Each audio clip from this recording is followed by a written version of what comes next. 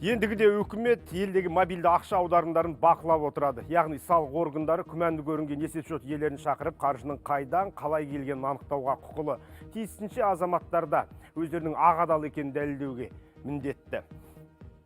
Бұл шара елдегі көлеңкелі экономикамен күресте қаншалықты нәтиже береді? Азаматтардың әмиянын ашып тексеру адам құқығына қайшы емес пе? Бүгін осы бір өте өзекті мәселені талқыласақ, салық деген халықтың тірлігіне, тынысына тікелей жауапты шараның бірі ғой. Ассалаумағалейкум.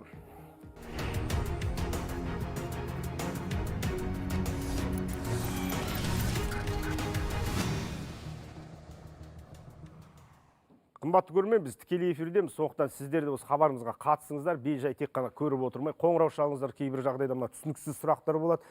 Түсінбей қалып жатсаңыздар, ұялмай, қысылмай, қымтырылмай қоңырау шалып, сауалдарыңызды қоюларыңызға болады. Одан бөлек біздің WhatsApp желіміз бар, тікелей эфирде. Хабарлама жіберіңіздер. Тақырыбымызды талқылау үшін шақырған спикерлерімізбен таныстырып өтсек, Қаржы министрлігі Мемлекеттік кірістер комитеті басқарма басшысының орынбасары Айнұр Сартаева. Және де саясаттанушы Аман Мәмбетәлиев, экономист Ләззат Жанмолдаева, қаржыгер Сымбат Сағидоллаева және заңгер Серік Берғамалов. Студиямызға қош келдіңіздер барлықтарыңыз. Мынау өздеріңіз білесіздер, бұл мәселе бүгін басталған жоқ. 2019 жылда мобильді аударымдарды бақылаймыз деген кезде халық дүр етіп көтерілген еді. Оның үстіне неше түрлі әңгімелер де басталды. Ақырында бұл мәселе үкімет тарапынан тоқтатылды. Бірақ осы жолы үкімет шындап кірісіп, білек сыбанған сияқты, өйткені қазірден біртіндеп кезең-кезеңмен бұл мәселе жүзеге асырылады. Шығарыңыздаршы кестені. 2022 жылдан бастап мінекей мемлекеттік қызметкерлер мен олардың жұбайларының мемлекеттік қызметке теңестірілгендер мен олардың жұбайларының 23 жылдан бастап бюджеттік сала қызметкерлері, олардың жұбайлары, квазимемлекеттік сектордың қызметкерлері, жұбайлары тиісінше 2024 жылдан бастап заңды тұлғалар мен олардың құрылтайшыларының жұбайлары, жеке кәсіпкерлері, олардың жұбайлары, жеке кәсіпкерлердің жұбайларына дейін тексеріледі. 2025 жылдан бастап барлық Қазақстан Республикасының азаматтарының аударымдары тексеріледі дейді. Айнұр ханым, мен сіз ұдайы түрде осы қаржы саласының салыққа қатысты мәселелердің барлығын жілігін шағып жүрген мамансыз ғой. Сонда бізде тексеру 22 жылдан бері басталып кетті ме? Жаңағы мобильді аударымдарды мемлекеттік қызметкерлердің? Иә, жалпы бұл норма 2022 жылдан бастап аталған бірінші санаттағы айтылған бірінші кезеңде жалпыға бірдей декларациялау барысында өздерінің салық есептілігін тапсырған азаматтарға қатысты жүргізіледі. Яғни ол 2022 жылы біз оларды тексере бастадық деген сөз емес, 2022 жылдың қорытындысымен 2023 жылдың басында аталған азаматтарға қатысты ақпарат алынады. Онда да бұл жерде жаппай барлығының ақпарат алынады деген сөз емес, тек кәсіпкерлік мақсатта табыс алу мүмкін деген өз тиісті критерийлер бар бекітілген. Сол критерийлерге сәйкес келген жағдайда аталған азамат мүмкін кәсіпкерліктен осындай ақша алып отыр, мобильді аударымдарды алып отыр деген күдік туындаған жағдайда аталған азаматтардың шоттарына осындай келіп түскен ақшаларына қатысты бақылау жүргізіледі. Және бұл жерде бақылау қалай жүргізіледі? Бақылау негізі, мысалы, бірінші кезеңдегі мемлекеттік қызметшілер, оларға теңестірілген азаматтар, ол жерде тек мемлекеттік қызметшілер ғана емес, ол жерде сонымен қатар ұлттық компаниялардың басшылары бар. Квазимемлекеттік сектор дейміз ғой. Осы ұлттық компания, квазимемлекеттік секторының басшылары, олардың жұбайлары бар. Сонымен қатар банк туралы заңнамаға сәйкес, сақтандыру саласы туралы заңнамаға сәйкес тиісті ірі қатысушылары бар аталған банк ұйымдарының. Сол ірі қатысушылар, ірі акционерлері, олардың басшылары және олардың жұбайлары да осы кезеңде декларация тапсырған болатын.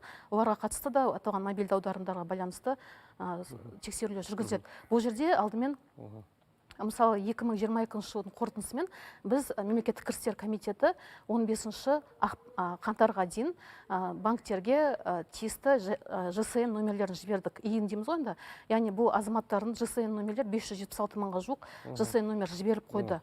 Яғни бұл жерде бұл азаматтардың барлығы осыған дейін декларация тапсырған, жалпыға бірдей декларация аясында. Бұл азаматтардың бұл декларацияларына қатысты енді әрі қарай бақылау жұмыстары жүреді, бірақ мобильді аударымдар бақылау бөлек мүлде. Түсінікті, мына жерде мемлекеттік қызметкерлерге теңестірілген дегеніміз квазимемлекеттік сектордағы азаматтарға қатысты ғой, айтылып отырған. Бұл жерде судьялар бар, депутаттар бар, мәслихат депутаттары бар, тағы да сондай саяси лауазымды атқаратын азаматтар бар. Иә, әлбетте бұл кандидаттар бар. шараның жүзеге асуы негізгі мақсаты бұл қаржылық махинацияларды, бұдан бөлек мына жемқорлыққа қарсы күресті күшейту мақсатында жасалып отыр ғой. Енді бағанадан бері көріп отырсыздар, мінекей жұбайлары, барлық жерде жұбайлар айтылған. Бірақ бізде жұбайдан басқа туысқан жоқ сияқты, былай қарасаңыз. Оның бала шағасы жоқ па, нағашысы жоқ па, қайын жұрты жоқ па, жиен бөлесі жоқ па, немере бауырлары жоқ па. Бұл коррупцияға тұсау бола ала ма? Айтыңыздаршы, Аман мырза.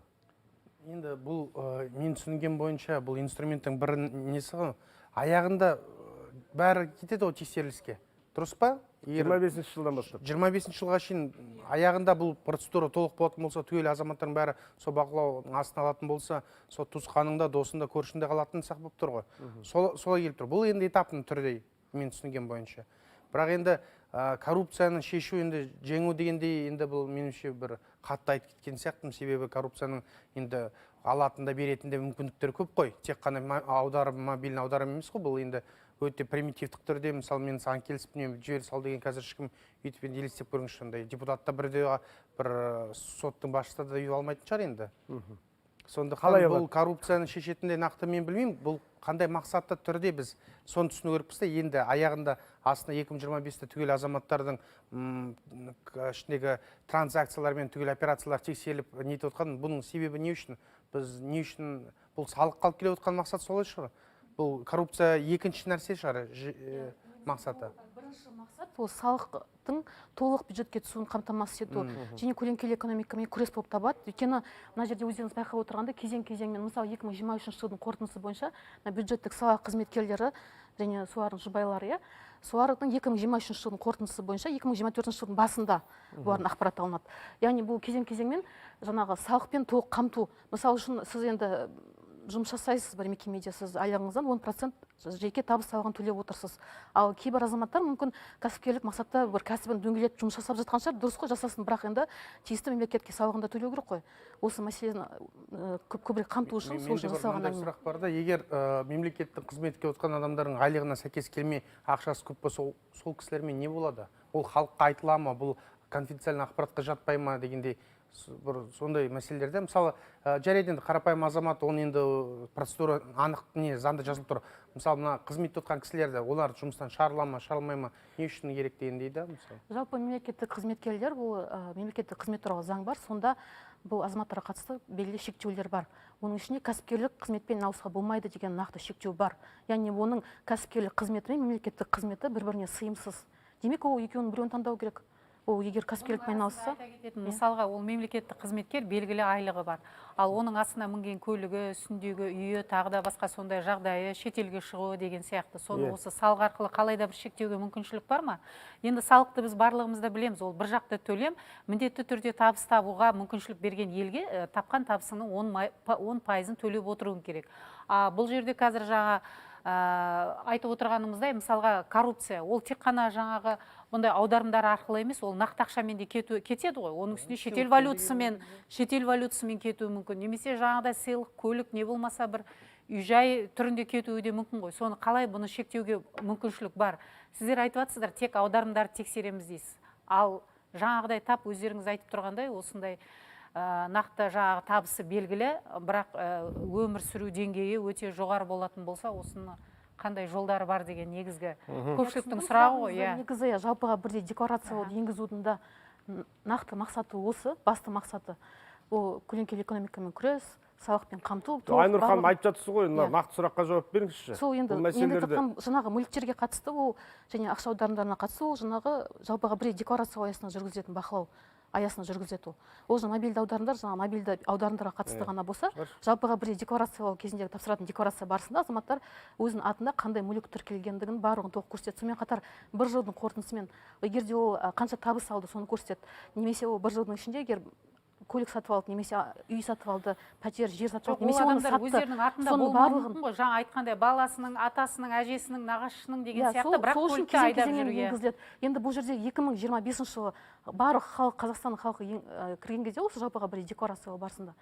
Сонда яғни ол адамдар да ұстай алмайды деп отырсыз ғой. Толық қамту болады бақылаумен. Сол кезде ғана толық қамту болады. Мынандай бір сұрақ бола ма? Жарайды, бұл енді қызметті қоя тұра қарапайым халықта 30 жылдың ішінде, енді 30 жыл емес, соңғы бір 10-15 жылдың ішінде транзакция пайда болған. Бізде бір 4-5 сфера бар енді айтылатындай, мысалы такси дегенде сияқты қызмет, дүкендегі кішігірім салондар деген сияқты сол мобильдік аударыммен көріп отқан да, мысалы кәсіби өмір сүріп отыр кәдімгі бір кішігірім отбасылар содан ақша тауып үйреніп қалған деген. Олар салық төлемейді әрине, мысалы үйдің астындағы дүкендерге келіп аударыммен төлейді да, салық жүрмейді ешқандай. Негізі салық жүру керек, оған келсем, бірақ солармен қалай жұмыс істейміз? Мысалы айтып отырмыз 2025-те біз декларация қоя саламыз, бақылаймыз, тексереміз дейсіз да.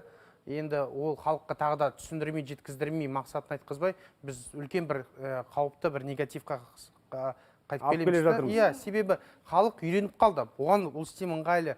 Болған кейін ол оны түсінбейді, ары қаратай салық неге ол менің жұмысым емес деп ойлайды. Жоқ, бұл жерде Аман мырза, мынандай мәселе бар да, қаржыгерлеріміз қазір біздің үкімет ұсынып отыр осыны, аударым мәселесі. Мысалы, азаматтардың арасындағы аударым жүргізілсе, мысалы, мен сізге бір қарызымды жібердім немесе ақша бергім келді, ол аударым болып саналады. Осы жүйеге төлемдер деген қосымша функцияны енгізуді көздеп отыр. Мысалға, сіз дүкенге барып бірдеңке сатып аласыз ғой, дүкенге барып жаңағы таксидің қызметін қолданыңыз, иә.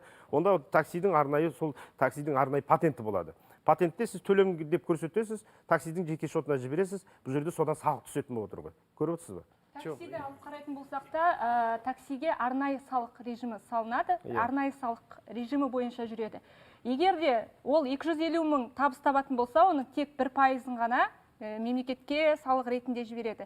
Әр кәсіпорынға, әр кәсіптің өзінің салық режимі бар. Біреу 10% жібереді, біреу 3%, біреу 1%. Сондықтан да мен ойлаймын, шағын және орта кәсіпкерлерге қиын деп айтып жатыр. Менің ойымша бұл дұрыс. Сіз қарап отырғандай қазір кезең-кезеңмен жүргізіліп жатыр да. Басынан бастап, бізде бар ғой, балық басынан шіриді деген сөз бар да. Енді бұл кішкене мына жерде қалай болып тұр?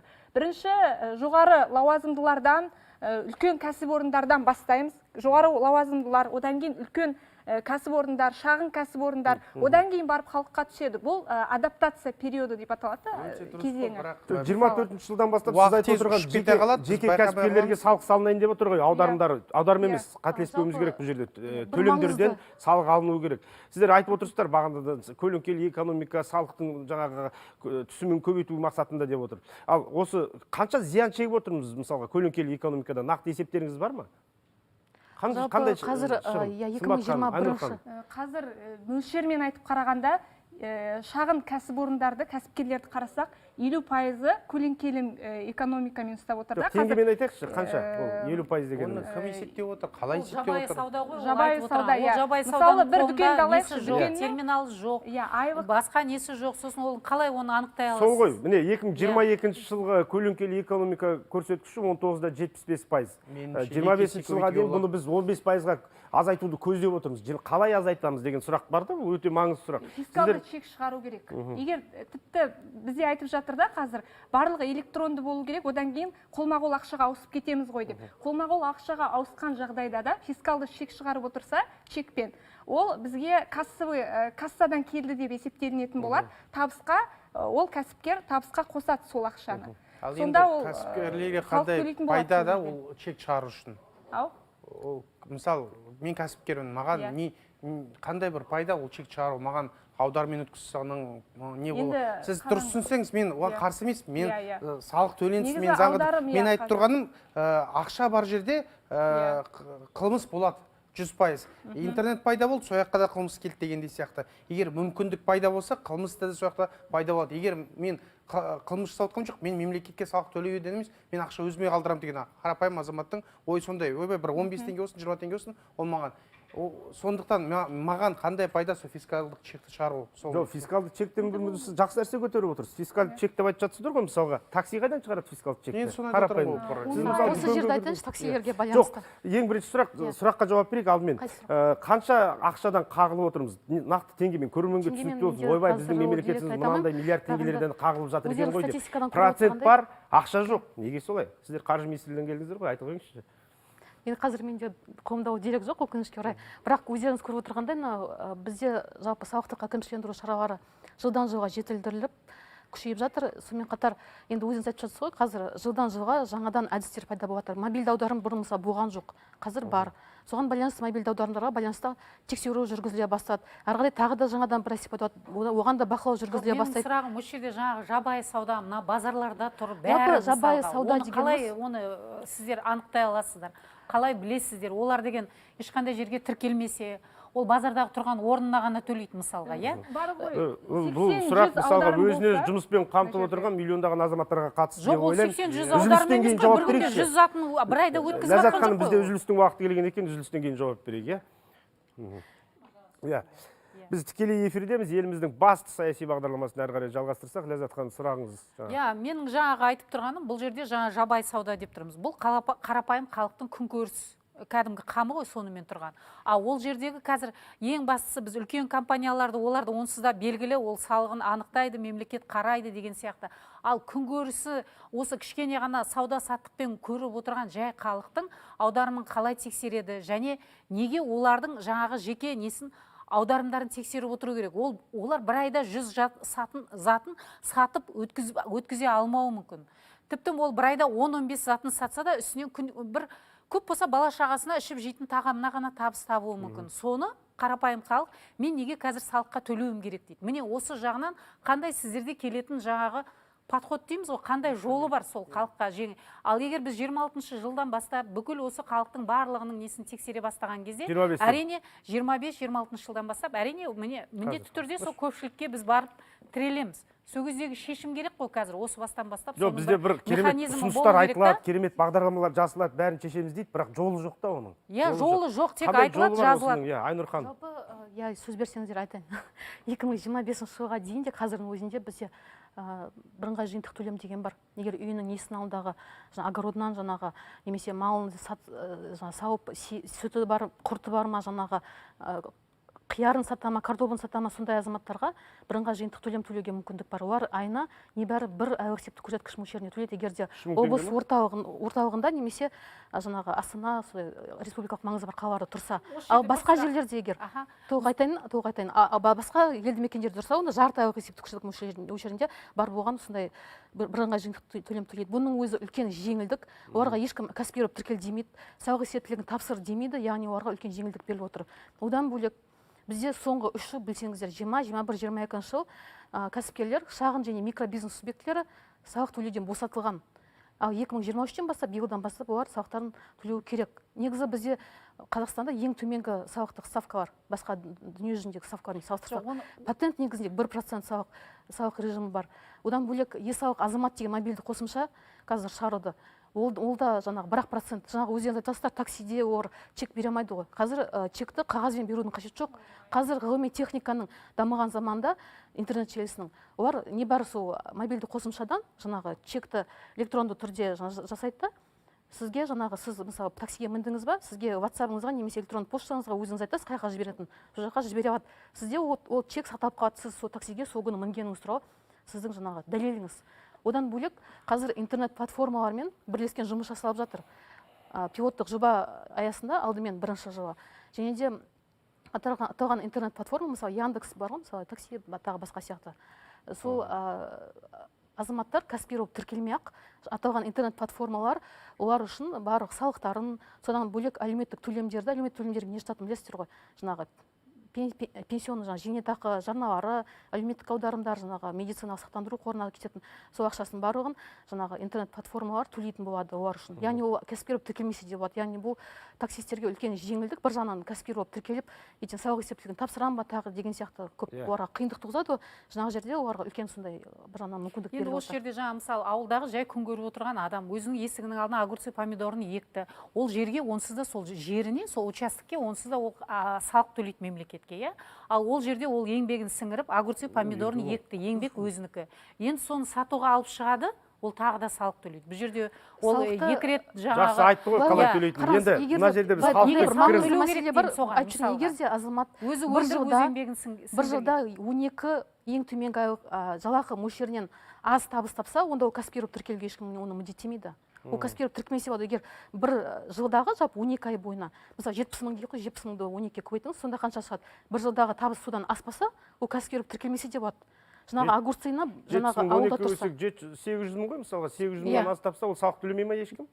Ол кәсіпкер болып тіркелмесе де болады. Жоқ, оның мөлшері бар ма? Салық төлемейді мындай жылына табыста, осындай табыс алса, мысалы 12 ең төменгі жалақы мөлшерінен Аспау керек, аспау керек. Сол Ол кезде кезде кәсіпкер болмаса болады. осыған орай менде де бір сұрақ бар.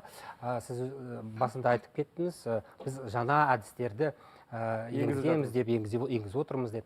Менің ойымша бұл әдістер көбінесе мына бақылауды күшейту, айыппұл салу, соған байланысты заңға осындай бір шектеулер қою. Ал қандай қолдау әдістер сіз жағынан, мотивация жағынан қолданады? Қолдау жаңағына мен айттым, 3 жыл олар салықтан босатылды. 3 жыл кәсіпкерлер салық төлеген жоқ, шағын микробизнес субъектілері. Және де ол қолдау шараларының арқасында, мысалы 2020 жылдың қорытындысымен 150 миллиард теңге мысалы салықтан босатылды. Олар демек 150 миллиардты өздерінің кәсібін әрі қарай дөңгелетуге. 2021 жылдың қорытындысымен 200 миллиард теңге салықтан босатылды. 2022 жылдың қорытындысы әлі толық шыққан жоқ, өйткені олар салық есептілігін тапсырған жоқ барлығы толық. Онда да жобамен 200-250 миллиард теңге олар салықтан босатылады.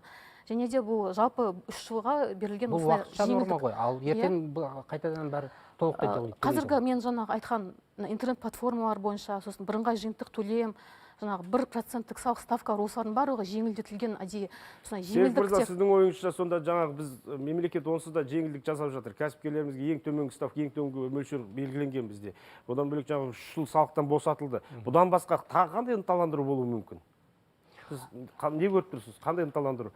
Немесе менің ойымша ең бастысы осы біз 4 кезең айтып отырмыз ғой, 3 кезеңмен мен ешқандай қарсылығым жоқ. Мемлекеттік қызметкерлер, квази мемлекеттік секторда жұмыс істейтін осындай олардың төлемдері бақылауда болсын. Оған біз толықтай келісеміз. Ал қарапайым адамдар, барлық азаматтар төлемдері бақылау жатады деп, менің ойымша бұл Конституцияға да сәйкес келмейді. Өйткені Конституцияның 18-ші бабында белгіленген банктік құпия ол тек қана заңда тікелей белгіленген жағдайда ғана шектеулеуге жол беріледі. Біздің банктер мысалға қараңыз, сіз айтасыз құқылы емес деп, тексеруге құқылы емес деп. Біздің банктердің барлық былайша айтқан кезде мәзірді ашып қоямыз ғой. Бүкіл колодан ашып көрсетіп береміз. ЖСН-імізді бере саламыз мысалға. Бұл сонда бәрі заңсыз ба? ЖСН-імізді береміз, жеке сәйкестендіру нөмірімізді береміз. Банктер қазір, мен маманға сұрақ қойып жатырмын. Банктер қандай ақпаратты білуге құқылы және қандай ақпаратты қатаң түрде құпия сақтауға міндетті? Банктер білуге құқылы. Бірақ ол сол ақпаратты кімге таратады, кімге береді, сол заңда тікелей белгіленген. Бұл мысалы салық органдардың жеке несі запросы бойынша сондай тек қана соттың санкциясымен белгіленеді. Ал осы заңға өзгерістер енгізілген, осы банктер туралы заңға, міне банктік құпия туралы сол заңға өзгерістер енгізілді ғой. Сол осы заңда 50-ші бабында барлығымыз критерийға кәсіпкер ма, кәсіпкер емес пе, осындай төлемдер сол критерийға жатады ма, сол критерийдің шарттары мемлекеттік кіріс комитеті өзі белгілейді. Сондықтан заң емес, ал заңға тәуелді актімен белгіленеді. Енді қараңыз. Бұл Конституцияға қайшы. Конституцияға қайшы дедік. Ертең бәрібір тексеру осы 25 жылы күшіне енген кезде бұл қалай болады сонда? Мысалға азаматтар тексереміз дейді, бергі. Саған бір күнде 1000 адамнан ақша түсті. Бір 2-3 миллион теңге қаржы түсті. Бірден тексеруге шақырды. Бұндай кезде азамат не істеу керек? Білесіз ба? Бармай қоя ма, жауап бермей қоюға құқылы ма бұндай кезде? Бұл сұрақты ең алдымен Конституциялық сотқа қою керек. Адам құқықтары жөніндегі өкілі осы жөнінде өзінің өтінішін жіберіп, Конституциялыққа сұрақ қою керек. Бұл Конституция, бұл заң сәйкес пе, сәйкес емес пе деп. Яғни бұл норма Конституциялық соттың қарауына тиісті мәселе ғой. Тиісті. Оның соның құзыретіне жатады. Мобильді төлемдер туралы қабылданды ғой бізде заң.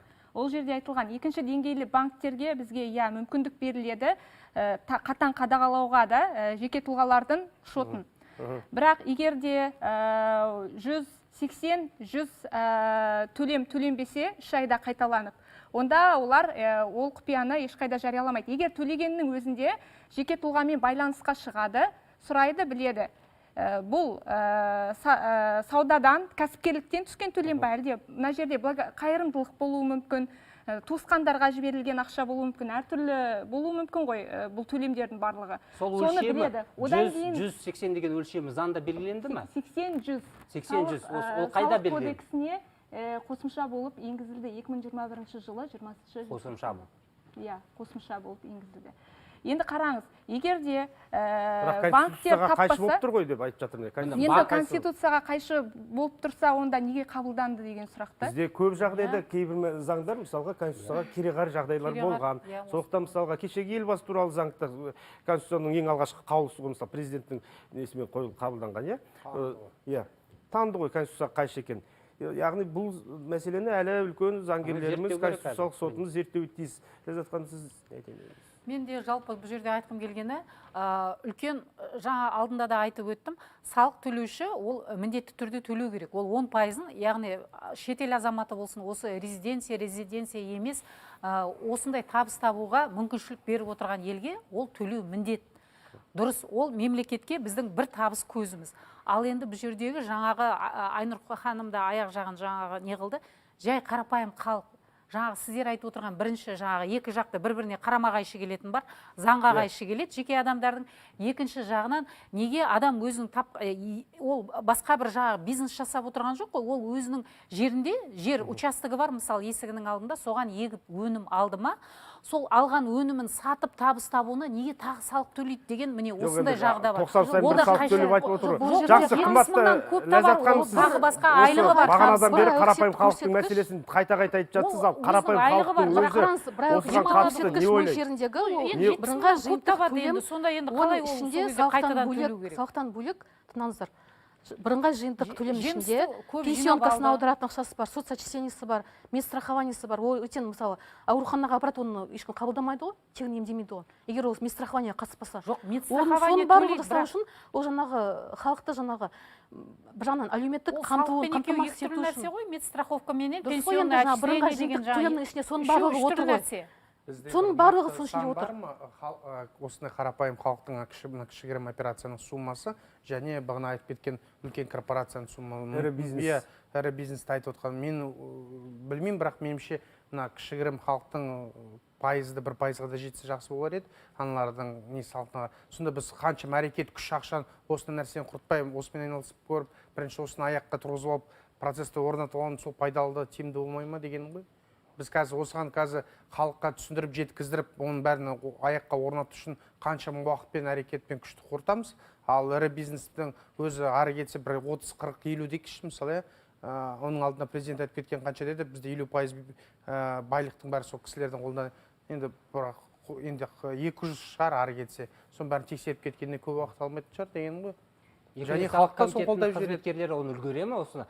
10 миллион осындай аударымда азаматтар аударым жасайды, олардың бәрін тексеріп күштері жете ме оған? Сіз айтқан 10 миллион халықтың барлығы ай сайын 100 аударым әртүрлі адамнан алып отырмайды. Жас сіздер айтасыз ғой, мен енді дұрысын айтайын, бар әртүрлі пікірлер айтады ғой. Жалпы мынау мобильді аударымдар қай жағдайда тексеріледі? Егер де бір азаматқа бір айда 100 әртүрлі адамнан аударымдар түсіп, 100 аударым емес, 100 әртүрлі аударым. Мысалы, сіз балаңыздан сізге айына 50 аударым, 100 аударым түсті ма, ол бір аударым болып есептеледі, бір адам болып есептеледі. Яғни ол жерде 100 әртүрлі адамнан бір айда түсті. Одан кейін дәл осы үдеріс 3 ай қатарынан қайталанды. Яғни қаңтар, ақпан, наурыз 3 ай қатарынан түсті. Осы жағдайда ғана оған қатысты сұрақ туындайды. Онда да сіз айтқан 10 миллион халықтың барлығына солай 3 ай қатарынан 300 әртүрлі адамнан аударым түседі деп ойлайсыз ба өзіңіз? Қалай ойлайсыз? Мысалы, маған ондай түспейді. Мысалы, мен кәсіпкер, мен 3 айда просто ауыстырып тұрамын, Вот сіз кәсіпкерсіз, сол жағдайда сіз кәсіпкер болуыңыз мүмкін деген күдік туындауы мүмкін. Онда да бұл жаңағы жалпы бұл норма өзі кең талқылауға түсті, халыққа да түсті талқылауына. Бұл жерде халықтың арасында қоғам белсенділері шықты. Тоқтатылды ғой. Қазір жалғастырайық, WhatsApp-қа Каспий арқылы аударым жасауға алыңыздаршы, берірек қойыңыздар. Каспий арқылы аударым жасауға үйреніп қалып едік, ендігі жерде қалтаға қайтадан бір құлдатып ақша салып жүріп, төлем айырылысатын болдық. Қазірден бастап базардағы сатушылар, такси жүргізушілер қолма-қол ақша сұрай бастады. Жұрттың бәрі аударымға байланып қалған жоқ қой, жабайы сауда қолма-қол ақшаға ауысады. Сонда оны қалай тексереді дейді. Міне өте жақсы сұрақ. Иә, табылсын Ал. айтып тұрмыз аха. Жабайы сауда жерде қолма-қол аудан- ақшаға ауысқан кезде, қалай тексересіздер? Сіз қаржыгер маман ретінде Сымбат ханым, қалай тексерілу керек? көлеңкелік экономика болып кетеді. Иә, бұл көлеңкелі экономика тікелей. Негізі осы кезең-кезеңмен бізде электронды төлемді жүргізіп бастады, сонда кэшбэк дегенді қойды да бізге. Тұтынушылар артық ақшасын алып отыру үшін. Енді қолма-қол болған кезде мен енді ол артықшылықты қолдана алмаймын. Сол сияқты мемлекеттен бір тетік керек болады. Осы қолма-қол Тетік жоқ қой ақшаны қазір, тетік жоқ. Біз Азаматтың үлкен сұрағына қауіп жауап қатердің береді. алдында тұрмыз ғой. Азаматтың сұрағы жауап алынбады ғой деймін да. тұтынушыларға мотивация қою керек онда. Жоқ, сіз керекті айтып тұтынушыларға отырсыз. мотивация бар. Керекті айтып отырсыз, бірақ қалай тексереміз? Сол жауап берілмеді. Айнұр Сол үшін ханым, тұтынушыларға мотивация қолма-қол бар. ақша, мобильді аударым болмай қалды дейікші мысалы. ондай кезде. Азаматтардың бақылауы бар. Мысалы үшін қазір азаматтық бақылау түбіртек талап ететін жаңағы бізде салық кодексіне бекітіліп норма бар. Яғни өздеріңіз білесіздер 3 жыл мысалы мораторий жасалып тексерулерге, иә. Бұл жерде мысалы егер сіз дүкенге барасыз немесе базарға барасыз, сізге тауар сатып алдыңыз, чек бермеді, сіз чек талап етуіңіз керек. Егер сізге чек бермесе, сіз мобильді қосымша бар, тегін. Сонда жаңағы бейне камерасына жазып алып, сізге чек бермеген сәтті. Сосын оны үстіне шағым түсіре аласыз. Егер сіздің жіберген шағымыңыз расталған болса, яғни ол шынымен де сондай жаңағы кәсіпкерлік жұмыспен айналысып, онда оған мобильді телефонына Сіз қараңыз, сіз дүкенге Ақша барасыз, иә? Қараңыз, дүкенге барасыз. Түсіріп тұрасың еще. Жоқ, дүкенге барасыз. Маған чек беріңіз дейсіз. Сол кісі сізге чек бермейді. Сіз тұрасыз да телефоныңызды қосасыз. Ана жерге Сол ана жібересіз. жерде Екі адамның арасында араздық басталады. Бұл ертең айналып келіп әлеуметтік араздық қалып келмей ма? Енді айтып отырмын, бір сосын айтып тұрған нәрсе Мотивация бағанағы тетігі процессші қосу керек. приложение арқылы дейді да, Дұрыс ол қой, мың приложение теңге Күнде мобильді нан алып аударым жүрген бар. дүкеншімен қалай бет тырысасың? Біреуді аяғынан шалып емес, былай мотивация. Вот кэшбэк сияқты тағы бір тетік қосу керек жанына. Өйткені иә, бұл мүмкін емес. кэшбэктің ақшасын қаяқтан аламыз?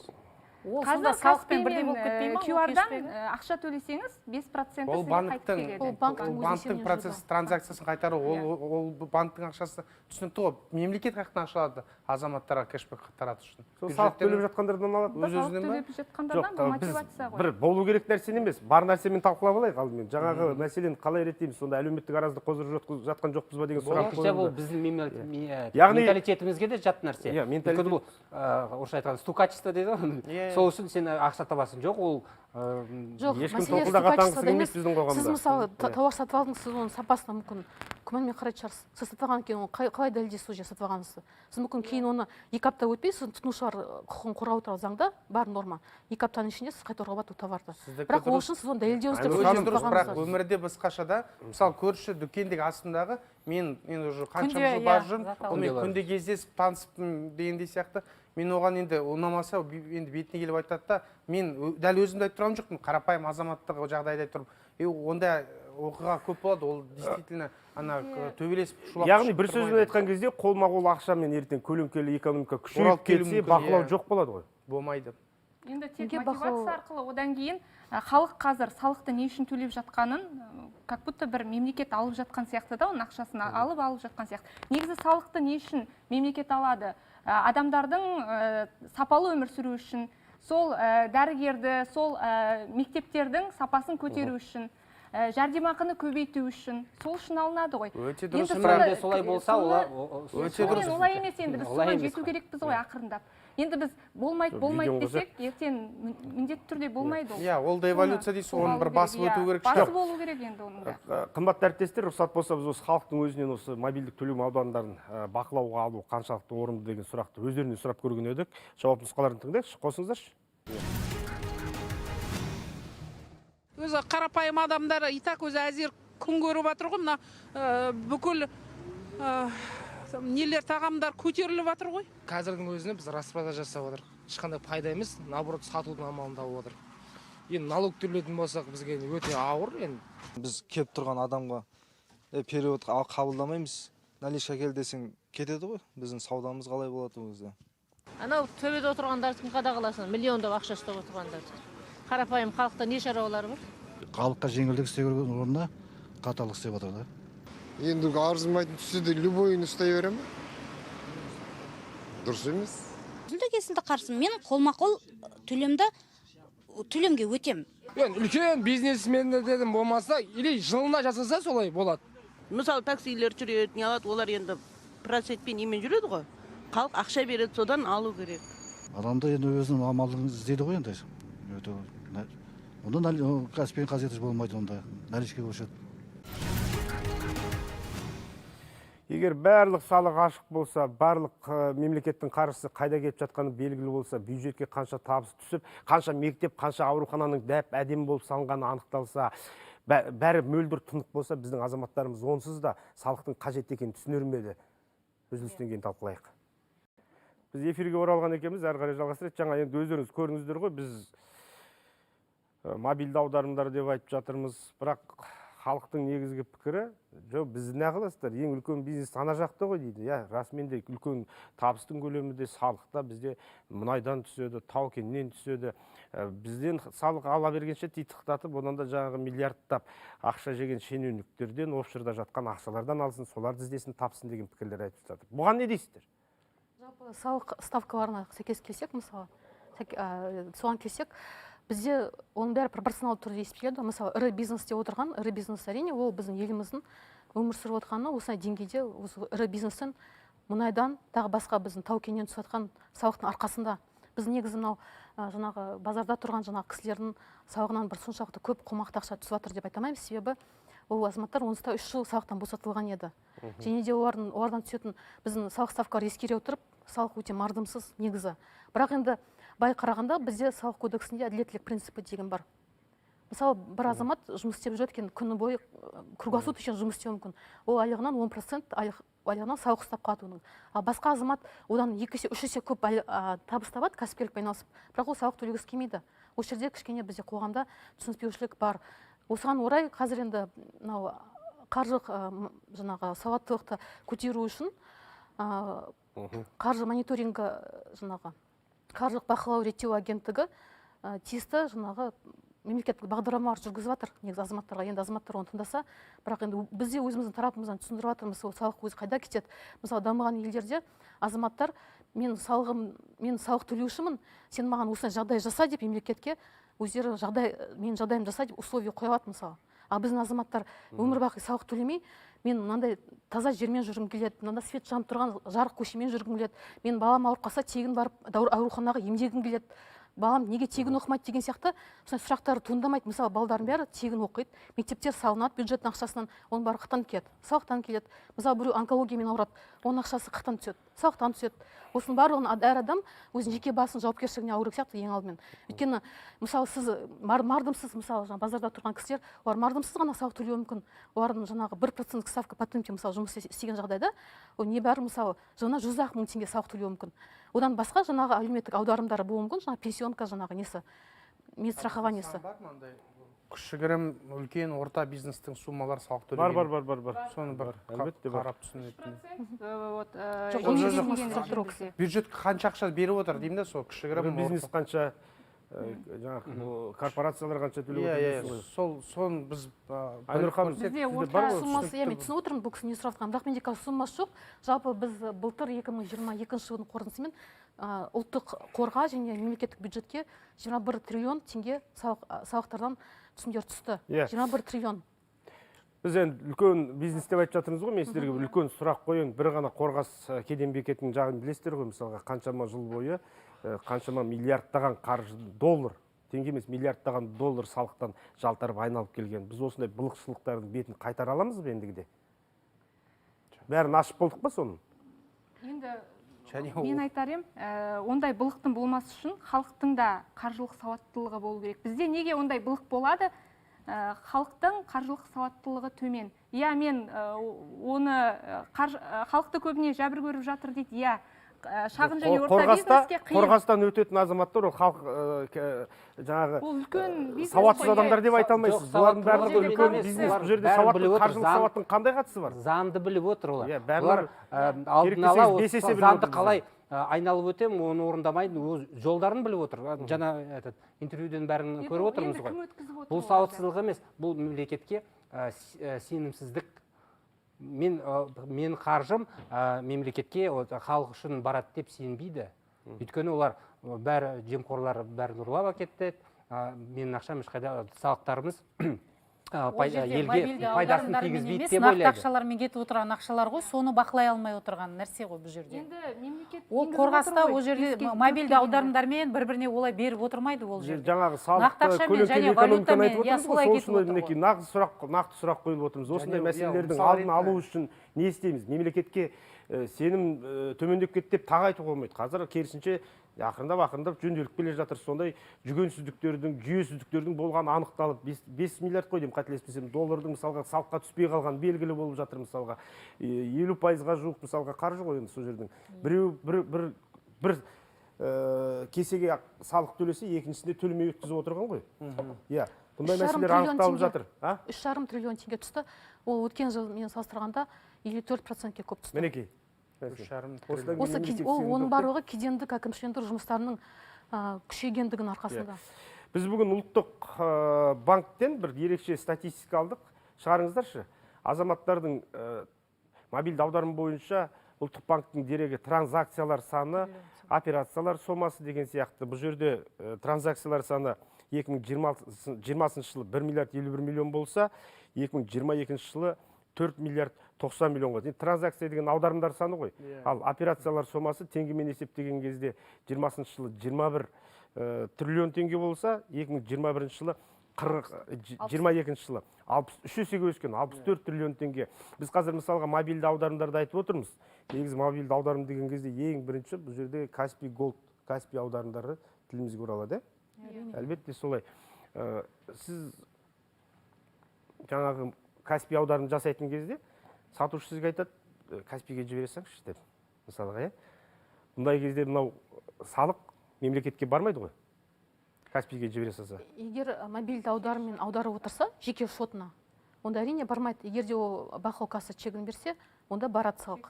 Сонымен қатар, мысалы, кәсіпкер болып тіркелсе ресми, онда сіз аударым жасап жатқанда сізден мобильді қосымшаның өзі сұрайды. Мынау сатушыда QR бар. QR-мен төлейсіз ба деп сұрайды. Сосын барып сіз QR-ды таңдап, QR арқылы төлесеңіз деп сол жағдайда, сіз ол салықтың бюджетке түсетініне кепілдік беріп отырсыз деген сөз. QR-мен төлесе, иә? QR-мен төлесе, ол тиісті кәсіпкерлік шотқа төлеп отырсыз деген сөз. Мысалы үшін біз осы жаңағы мобильді аударымдар жарқын өмірде өмір сүргіміз келсе, қымбат көрмен, тым болмаса жаңағы Каспий аударым кезінде Каспий QR-ды талап етуіңізді сұраймыз. Яғни кәсіпкер сізден түскен ақшаға мемлекетке салық жіберіп отырған ескеруді ұмытпаңыздаршы. Осы онлайн аударым деп отырмыз ғой бағаннан бері. Онлайн аударымдар 10%-ға жетсе, жалпы ішкі өнім 1%-ға артады деген бір қаржы министрлігінің өкілі қайбір сондай мәселені айтқан еді. Яғни онлайн аударым 10%-ға өсті, жалпы ішкі өнім, яғни сіз бен біздің табысымыз, пайдамыз 1%-ға өседі. Қаншалықты рас, келісесіздер ме? Кәсіпкер осы QR-мен төлемді алса, оған қандай бір жеңілдік қарастырыла ма? Басқа сұрақ қойып кеттіңіз. Жоқ, айтып отыр ғой. Жеңілдіктерді бағана айттым ғой сізге. Мысалға, бұл жерде жалғыз Каспий аударым емес, қазір Халық банкта, Хоум банкта, барлық банктерде осындай аударымдар бар. Мысалға, жаңағы салықтан жалтару үшін әртүрлі банктерден әртүрлі адамдарға аударды. Бір реттік аударыммен үлкен сумма кетті. Соның бұл жерде бірнеше аударымдар болу керек, ол 3 ай сайын болу керек деп, бір адамнан бір адамға болу керек дейді. Сонда да бұл жерде бәрібір оны ұстай алмайтын сияқтысыз. Мысалға, қазір ол Халық банкта да бір-біріне аударым жасайсыз. Центр кредитте, кез келген Қазақстанда қандай банк бар, аударуға болады. Бір банктен бір банкке де үлкен сумма аударуға болады. Және оның үстінен жаңағы алынатын комиссиясы дейміз ғой, онысы да жоқ. Ол әр адамның атында болуы да мүмкін. Бірақ негізгі барып жатқан бір жер болуы мүмкін. Сол кезде сіздер оны қалай білесіздер? Міне осы жерде де көлеңкелі экономика кетіп қалады ол. Кейбір азаматтар осы жоба талқыланғанда өздерінің пікірлерін жазған болатын.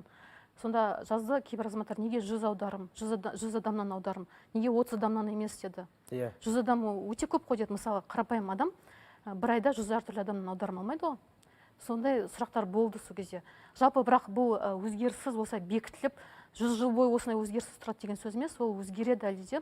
Және де ол тәжірибе көрсетеді, алдағы уақытта оны тағы да басқа критерийлерді мүмкін тағы да қосу керек болатын шығар. Ол жағдайда әрине қосылады ол критерийлер. Жаңа сіз айтқан ұсынысыңыз да өте орынды мысалы. Жоқ, енді әлбетте Айнұр ханым, мысалға интернет дамыған сайын оның ақша төлем түрлері де әртүрлі түрлене береді ғой мысалға. Сондықтан енді біз салық жүйемізді күшейткіміз келсе, оның мысалға міндеттейтін немесе талап ететін, мемлекетке салық төлеуді қажет ететін тетіктерді іздеуіміз керек. Жаңағы 1%-ды айтыңыздаршы, жалпы түскенімді. Мен айта кетейін, вот шетелдік осы бағдарламаның алдында шетелдік тәжірибені зерттеген болатынмын. Соңғы 22 жылы Швеция мемлекетінде онлайн төлемдер, бүкіл төлемдер, қолма-қол ақша тек 0,5%-ын құрапты. Бүкіл ақша аударымының. Қалған пайызы бізде 99-да 95% ол бізде онлайн төлемдер. Бұл нені білдіреді? Көптеген дамыған мемлекеттерде онлайн төлемдер тек қана 2-3% аралығында ғана, орта есеппен қолма-қол төлемдер 2-3% аралығында ғана. Енді сіз және айтып кеттіңіз бір статистиканы, егерде ол 10%-ға жететін болса, онлайн төлемдер жалпы ішкі өнім бізде 10%-ға. Жоқ, 10%-ға, онлайн төлем 10%-ға өссе, жалпы ішкі өнім 1%-ға көтеріледі деген сөз. 1%-ға артады.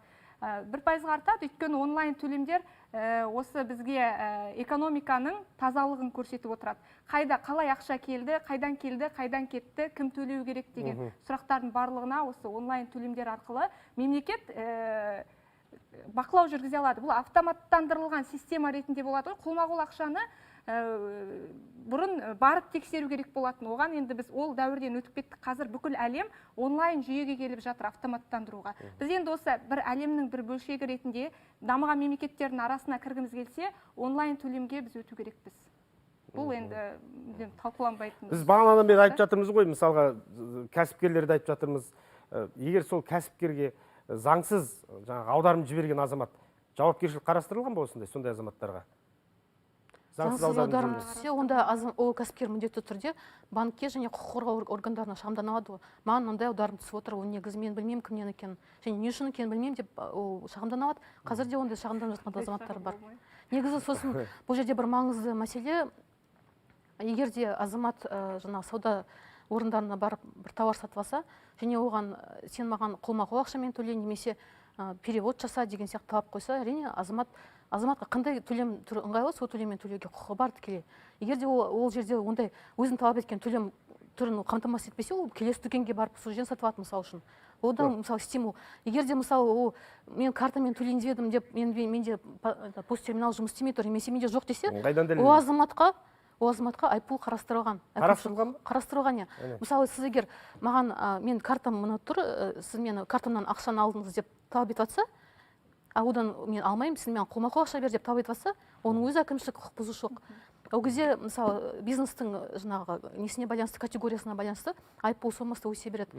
Мысалы, шағын бизнес субъектілер үшін 20 айлық есептік көрсеткіш мөлшерінде.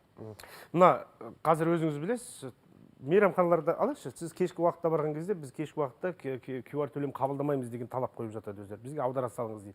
Мұндай кезде азамат не істеу керек? Дәл сол жерде проблеманы шешу үшін. Бұл енді біздің бәріміздің басымыздан жиі өтетін жағдай ғой.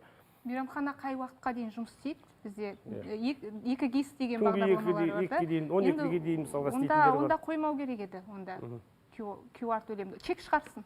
Егер біз перевод жіберсек, чек шығарып берсін деп. Фискалды чекті талап еттіңіз. Фискалды чек талап еттіңіз, сондай жағдайда немесе сіз жаңағыда енді арыз шағым жолдауыңызға болады. Шағым жолдағыңыз келмесе, фискалды чек талап еттіңіз ең болмаса. Үкімет жеке тұлғаларға емес, бизнеске салық саламыз деп отыр ғой, негізгі мәселе. Бұл жерде бизнеске қатысты. Бизнеске салық салған кезде, бірақ біздің бизнес дегеніміз өте бір қу дүние. Мысалға, доллар қымбаттап арзандаса да, біздің бизнес саудагерлеріміздің саудасы арзандамайды, мұнайымыз да қымбаттамай қояды кейде деген сияқты. Ертең осы жаңағы салық көлемі күшейсе, салық нағыз тұнықтығына еніп жатса, мөлдірлігіне, бизнес тағы да бағаны қымбаттатып жібермей ме? Қымбаттайды, өйткені енді әрбір кәсіпкердің ең бірінші мақсаты пайда табу. Енді ол салықты таза төлейтін болса, нарыққа шығады, нарық өз-өзін реттейді ғой, баға қымбаттайды.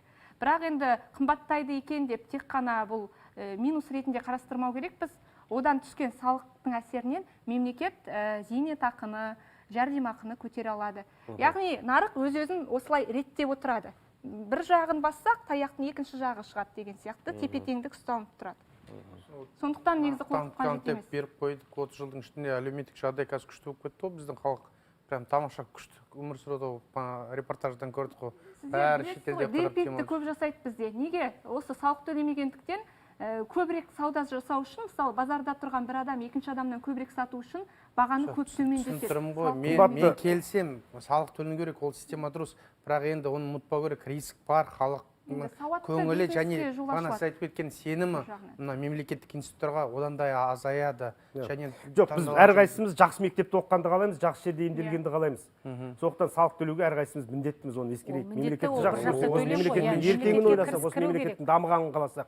Сондықтан сіз бен біздің төлеген ақшаларымыздан түсетін ақша ол мемлекеттің бюджетіне барады. Содан жақсы мектеп салынады, жақсы аурухана ашылады. Яғни ақшаны аудара салшы деген адам салықтан жалтарушы екенін де ескеруіміз керек. Теңге тиыннан құралады, бюджет салықтан құралады. Эфир тізгінін ұстаған Ерқанат Көпжасар. Көп жасайық, сау болыңыздар.